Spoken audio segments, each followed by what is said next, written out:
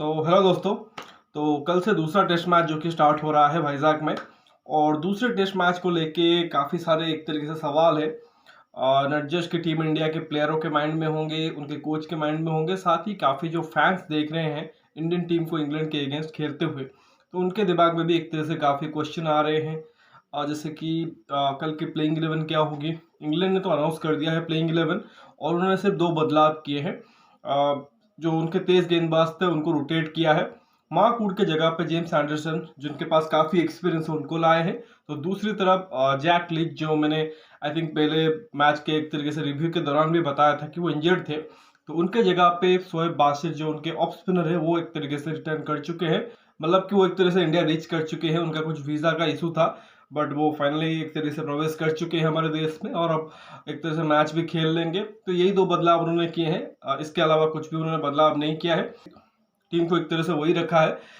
But जहाँ तक Indian team की बात करें, तो आई थिंक मैंने हल्का सा आपको अपडेट दिया था उस वीडियो में। आई थिंक जो मैंने पिछला वीडियो किया था, इसमें एक तरीके से पहले टेस्ट मैच का रिव्यू था, तो उसमें मैंने बताया था कि जडेजा और केएल राहुल दोनों इंजर्ड हो गए थे।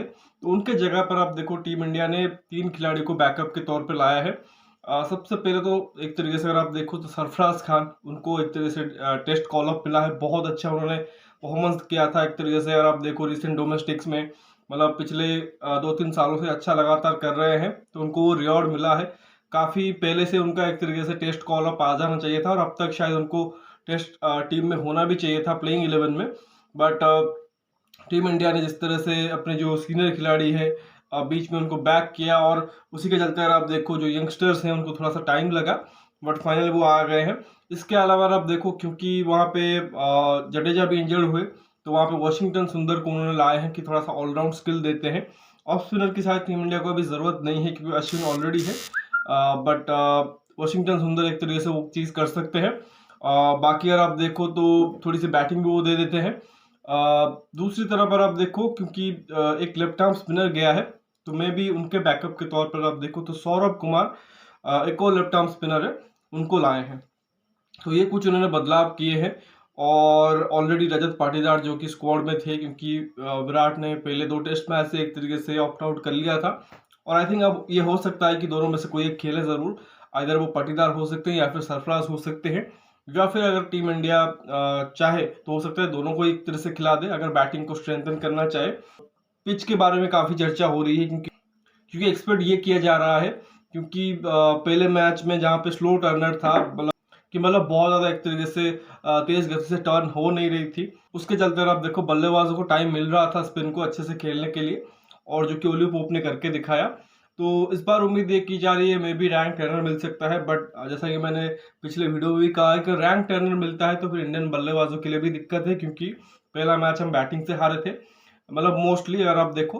तो ऐसे में अगर रैंक टर्नर मिल जाती है, तो फिर इंग्लैंड के पास भी वो थोड़ी सी अननोन कॉमोडिटी है। आप बोल सकते हो, हाँ, पहले मैच में उन्होंने हार्टली को देखा है, रेहान अहमद को भी खेल लिया है, बट एक और स्पिनर शोएब बासिर आ जाएंगे, तो कहीं ना कहीं वो भी एक तरह से चैलेंज प्रस्तुत करेंगे टीम इंडिया के लिए। तो अंदाज़ा ये लगाया जा रहा है कि रैंक टर्नर होगा, बट एग्जैक्टली पता नहीं कि कल एक तरह से क्या पिच निकल के आएगी।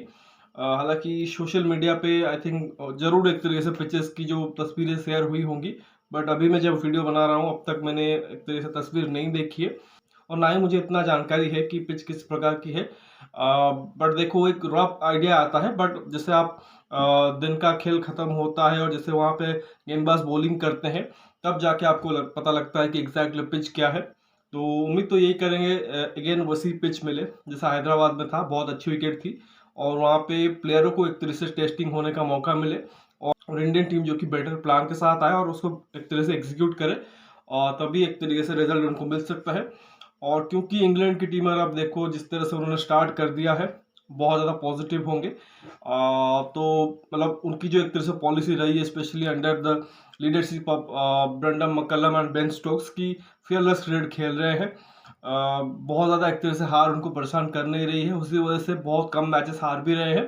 तो वो एक तरीके से कहेंगे कि फियरलेस क्रिकेट खेल रहे हैं, बट सिचुएशन को समझ के भी खेल रहे हैं। तो आई थिंक वो एक तरह से बेहतर चीज़ है, क्योंकि वो चीज़ यहाँ पे इंडियन कंडीशन में उनको दिखानी पड़ेगी, और वो चीज़ परफेक्टली उन्होंने पहले मैच में किया है, और होपफुली वो उसी को कंटिन्यू करेंगे, ये इंडियन टीम को बेहतर करना होगा, उनको आई थिंक अपना जो बेस्ट गेम है वो निकालना होगा, तभी जाके वो इंग्लैंड को हरा सकते हैं। अदरवाइज जिस तरह से अभी सिचुएशन बनी हुई है, हो सकता है कि अगला मैच भी टीम इंडिया बहुत ज़्यादा एक तरह से ट्रबल में रहे। तो लेट्स सी, टॉस हो सकता है इंपोर्टेंट बने, क्योंकि इंडियन टीम कहीं ना कहीं चेजिंग में आखिरी इनिंग्स में फंस रही है, तो कहीं ना कहीं ये चाहेंगे हम पहले बैटिंग कर ले, ताकि चौथे इनिंग्स में हम गेंदबाजी कर रहे हो, तो टॉस भी क्रूशियल होगा। बाकी मुझे लगता है कि देखो टीम क्या होनी चाहिए, क्योंकि क्वेश्चन किसके ऊपर है, जो कि बाहर हो सकते हैं। मतलब दो खिलाड़ी तो ऐसे हैं, राहुल और जडेजा, जो कि एक तरह से कहोगे कि उनके पोजीशन के ऊपर उतना सवाल था नहीं, और उन्होंने वो पहले मैच में करके दिखाया भी था। बहुत अच्छी उन्होंने बैटिंग की थी, जडेजा ने विकेट भी लिए थे।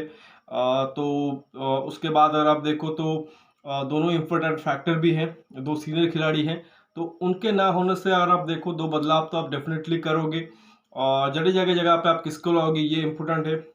आई डोंट थिंक कि सौरव कुमार को वो डायरेक्टली लाएंगे, लाइक फॉर लाइक शायद आप नहीं कहोगे, बट एक लेफ्ट आर्म स्पिनर है, बट आई डोंट थिंक वो उनको कंसिडर करेंगे। हो सकता है कि वॉशिंगटन सुंदर के पास चले जाए, कि थोड़ा सा बैटिंग डेप्थ नीचे मिल जाए, और फिर गेंदबाज भी कर ले। आई थिंक उनके 350 है 6 इनिंग्स में टेस्ट क्रिकेट में, तो उन्होंने अच्छा किया है बैटिंग से। आई थिंक गैबा वाला मैच आपको याद होगा, जो हमने एक तरह से हिस्ट्री क्रिएट किया था, उस मैच में उनके शायद रन थे, तो हो सकता है उनको खिला दे। बट अगर उनको खिलाते हैं तो फिर थोड़ी सी बॉलिंग में वो हो सकता है कि अंडर यूटिलाइज हो जाए। उस वजह से शायद टीम मैनेजमेंट जो कि हो सकता है कुलदीप को प्रेफर कर ले, कि कुलदीप यादव हाँ बैटिंग उतनी शायद नहीं दे सकते जितना कि वॉशिंगटन सुंदर दे सकते हैं, but Kuldeep Yadav is a proper wicket taker. तो मैं भी क्योंकि लास्ट टाइम अगर आप देखो तो इंग्लैंड ने बहुत अच्छी तरीके से हमारे स्पिनर थे उनको खेला था सेकेंड इनिंग्स में खासकर। अगर ओली पोप की बात करें तो मैं भी उनको एक तरह से टारगेट करने के लिए कुलदीप को ला सकते हैं, बट द मोमेंट आप कुलदीप को खिला रहे हो तो फिर आपको एक एक्स्ट्रा बैटर की ज़रूरत पड़ेगी। और उसी केस में हो सकता है कि टीम इंडिया जो कि प्रॉपर 3 स्पिनर अक्षर, अश्विन और कुलदीप, और फिर एक पेसर के साथ जाए, सिर्फ 4 ही गेंदबाज खिलाए, और उस केस में आप पाटीदार और सरफराज दोनों को खिला सकते हो। बट ये एक पॉसिबिलिटी है, बट टीम मैनेजमेंट हो सकता है यही कि वो वॉशिंगटन सुंदर को खिला दे, और ज़्यादा एक तरीके से अगर रैंक टेनर मिल रही है तो हो सकता है कि सिराज को ड्रॉप करके वो एक तरीके से कुलदीप को खिला दे, और जो वैकेंट स्पॉट हुआ है आई थिंक जडेजा का, उसके जगह पे वो सुंदर को खिला दे। और केएल राहुल की जगह पे तो खैर आपको रजत पाटीदार को लाना ही पड़ेगा। सरफराज भी आ सकते हैं, बट आई थिंक क्योंकि रजत पाटीदार को आपने पहले सिलेक्ट किया था जब विराट एब्सेंस थे, तो आई थिंक उनका एक तरह से पहले बनता है, और पर्सनली भी मैं चाहूँगा रजत पाटीदार आए। एक और चीज़ मैं ये भी शायद चाहता था कि सरफराज खान को भी एक तरह से अपॉर्चुनिटी मिल जाए, बट उसके लिए आपको श्रेयस और गिल उनमें से किसी एक को ड्रॉप करना पड़ेगा।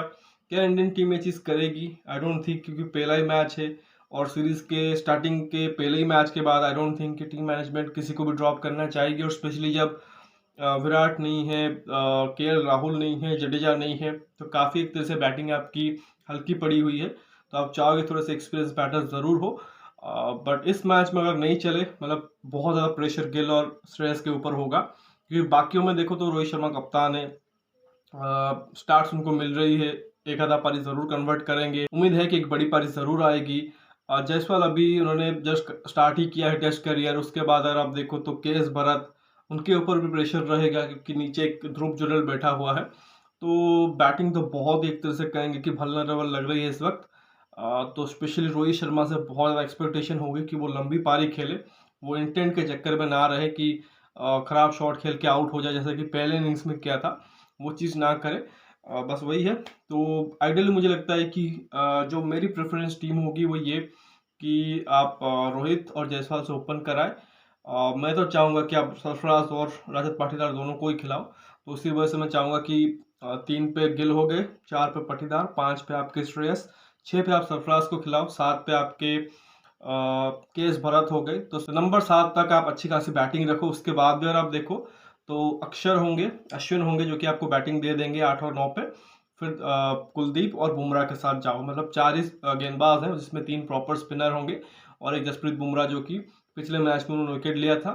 सिराज यहाँ पे अंडर यूटिलाइज हो रहे हैं, और बाकी वॉशिंगटन सुंदर जो आप उम्मीद ये करोगे थोड़ी सी बैटिंग दे देंगे, थोड़ी सी बॉलिंग, मुझे लगता है कि अगर उसके बदले आप एक प्रॉपर स्पिनर और एक प्रॉपर बैटर खिलाओगे तो बेहतर होगा, तो ये चीज़ कर सकते हैं।